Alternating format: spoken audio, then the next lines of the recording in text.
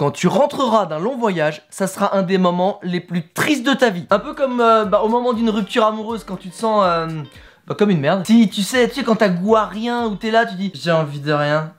J'ai envie de rien. Mais j'en ai marre de cette société capitaliste, je me sens vraiment totalement déphasé par rapport à ça.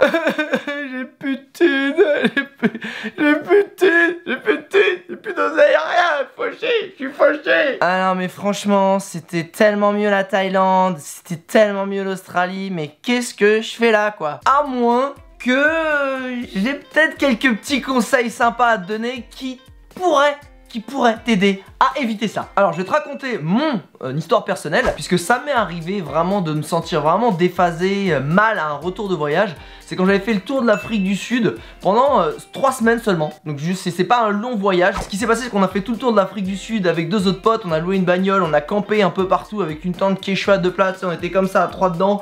On était en pleine nature pendant 3 semaines. Je suis rentré.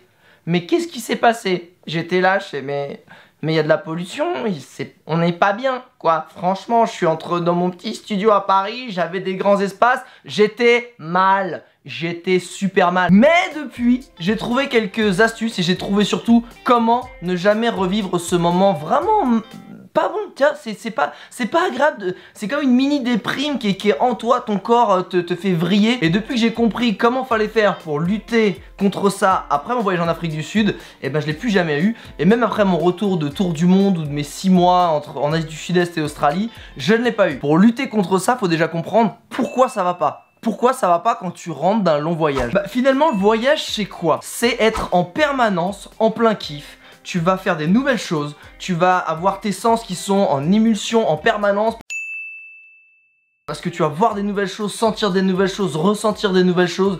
Tu vas être en permanence en train de te valoriser sans t'en rendre compte. Un voyage, si tu te valorises, tu vas trouver un hébergement, tu vas réussir à grimper une montagne, à faire une activité, tu vas rencontrer des gens. C'est que dans du positif, tu vas être en permanence en train d'arriver à relever et à réussir des petits challenges. Alors même si c'est des petits challenges, ça reste des challenges et des fois même des grands challenges. Tu vas être aussi en permanence en train de bouger, tu vas aller d'un point A à un point B, tu vas te sentir vraiment dans une spirale virtueuse. Et aussi, tu es en permanence en train de dépenser de l'argent, de lâcher de l'oseille et sans te soucier de ton petit portefeuille. Bon, tu fais quand même gaffe parce que si tu voyages longtemps, faut faire gaffe, mais t'es pas en train de gagner de l'argent et d'en dépenser, t'es vraiment en mode kiff et dépense. Le retour de voyage, qu'est-ce que c'est? Eh bien, comprends que c'est diamétralement l'opposé. Tu es immobile chez toi, souvent t'as la tête lâché ton appartement. T'as presque plus de thunes, souvent tu rentres quand t'as vraiment plus de thunes, tu vois, t'as gratté le dernier moment, le dernier kiff, et quand tu rentres, t'as plus rien, tu fais plus d'activité, tu retrouves les mêmes personnes qu'avant, t'es vraiment dans la stagnation parce que t'es chez toi, sans vraiment de projet, puisque tu viens d'achever un gros projet, donc ton cerveau il vrille complètement. Plus de thunes, tu bouges pas de kiff, c'est chiant, quotidien de merde, donc qu'est-ce qui se passe? Ton cerveau il dit mais attends, tu te fous de ma gueule, là pendant 3 semaines, 1 mois, 6 mois, 1 an, on était en train de planer, et là c'est de la merde, c'est même pas un peu moins, c'est zéro, c'est l'opposé. Et bah qu'est-ce qu'il te fait? Et bah il te met en mode un peu déprime. Normal, hein, faut pas lui en vouloir, là il y a un moment, c'est limite on se fout un peu de sa gueule. On est là-haut, puis tout à coup on est même plus bas qu'avant qu'on soit parti.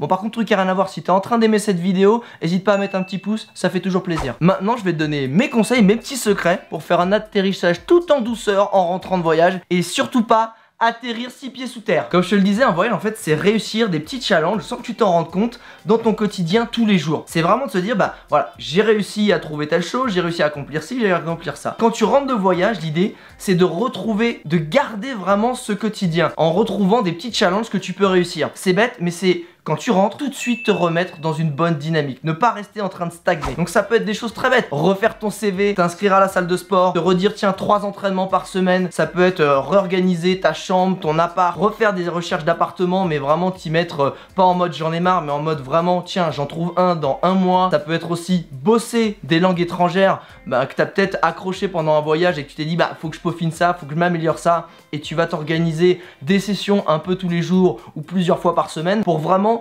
conserver des bons réflexes pour te remettre dans garder cette bonne dynamique que tu avais en voyage et surtout pas rester stagnant quand tu rentres. C'est la pire des choses. Par exemple, une des choses que j'avais faites à mon retour de tour du monde, c'est que je m'étais engagé au SAMU social où j'allais faire des maraudes, où j'allais aider avec les équipes des maraudes, les SDF. Mon tour du monde m'ayant appris quelques leçons de vie, j'avais aussi envie de les mettre en application et pas simplement butiner de de lieu en lieu, mais vraiment de consacrer un peu plus mon temps, ce qui me permettait de garder ce côté altruiste, ce côté rencontre, et en plus sentir que j'étais utile, alors qu'à ce moment-là, je savais pas trop quoi foutre de ma vie non plus, à mon retour de tour du monde, qu'on soit clair. Mais ça m'a permis vraiment de regarder quelque chose de sympa qui était dans la prolongation de mon quotidien dans un voyage, et ça m'a vraiment permis de faire un atterrissage en douceur pendant que je retrouvais d'autres challenges et d'autres directions. Donc la technique elle est simple. Le voyage c'est tu avances, tu apprends, tu relèves des challenges en permanence, tu aussi dépenses de l'argent.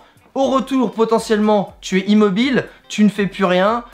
Tu retrouves des habitudes que tu connais déjà, tu ne dépenses plus d'argent parce que potentiellement t'en as plus beaucoup. La technique pour pallier à ça, c'est tout de suite en arrivant te remettre dans une dynamique positive en refaisant des choses que t'as peut-être pas l'habitude, que t'avais pas l'habitude de faire avant ton départ, et te redonner des challenges pour vraiment faire un atterrissage en douceur et pouvoir après aussi retrouver une routine que tu vas pouvoir réapprécier. Parce que si tu arrives dans ta routine juste après le voyage, ton cerveau va pas comprendre, il va vriller, tu vas te sentir déphasé, déprimé, mal dans ta peau, tu vas pas aimer aussi peut-être le lieu où tu rentres, que ce soit chez toi, chez tes parents ou peu importe. Alors que au contraire un voyage ça doit aussi te faire prendre conscience de la chance que tu as, du niveau de vie qu'on peut avoir en France et du confort qu'on a, et que si t'es en mode déprime, tu vas pas le voir. Tu vas dire mais faut que je me recasse, j'en ai marre. Franchement ce pays c'est vraiment de la merde. Franchement je pense qu'il y a une chose, c'est mettre de côté et à partir. Donc vraiment, remets-toi dans cette dynamique là, garde cette dynamique en rentrant, et je t'assure, ça a marché pour moi en tout cas. Donc ça marchera peut-être pas